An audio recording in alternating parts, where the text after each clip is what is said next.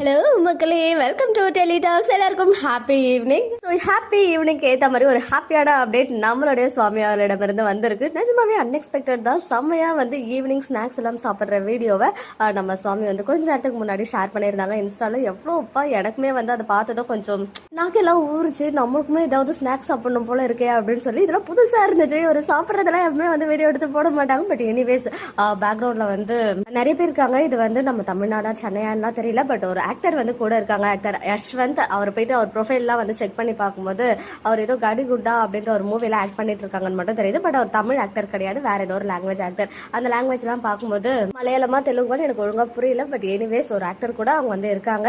So ஒரு movie actor கூட அவங்க வந்து டைம் ஸ்பெண்ட் பண்ணிட்டு இருக்காங்கன்னு போது மேபி ஃப்ரெண்ட்ஸா இருக்கலாம், ஃப்ரெண்ட் மீட்டா இருக்கலாம். அதர்வைஸ் இவங்க ரெண்டு பேரும் சேர்ந்து ஏதாவது மூவி பண்றாங்களா என்னன்னு சொல்லிட்டு தெரியல.